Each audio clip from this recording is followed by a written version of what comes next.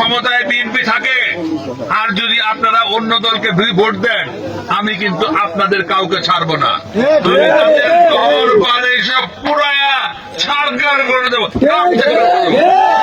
আমি কিন্তু কথা খুব পরিষ্কার বলতেছি, এটা মনে করেন আমি ভয় দেখাচ্ছি, আমি পরিষ্কার করে বলেছি। একবার চিন্তা করিয়া দেখুন বিএমপি কোন লেভেলের মানুষে প্রার্থী বানাইছে, কোন লেভেলের ডাকাইতে হলতে বিএমপি প্রার্থী বানাইছিল এবং তারারে নির্বাচনে খাড়া করাইছিল।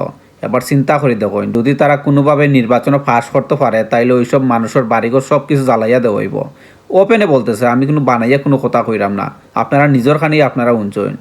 একবার চিন্তা করে দেখুন তারা ক্ষমতাত গেলে কি তা করতে পারবো, একবার আপনারা চিন্তা করে দেখবা।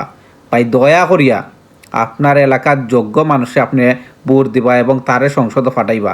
দয়া করি আমি দাড়িপাল্লার কথা কইরাম না, হেফাজতের কথা কইরাম না, আমি আপনার চরমুনাইয়ের কথা কইরাম না, আমি শুধু একটা কথা কইমু, ন্যায় এবং ইনসাফের পক্ষে আপনারা ভোট দিবা। একজন যোগ্য মানুষে আপনি সংসদে ফাটাইন, আপনার এলাকাত উন্নয়নমূলক কাজ করতে পারবো। দয়া করে ওই রকম একজন ব্যক্তিরা আপনারা প্রার্থী হিসাবে সংসদে ফাটাইবা, এটা আমার রিকোয়েস্ট। ইনসাফের পক্ষে একটা বার ভোট দেন, ন্যায়ের পক্ষে একটা বার ভোট দেন।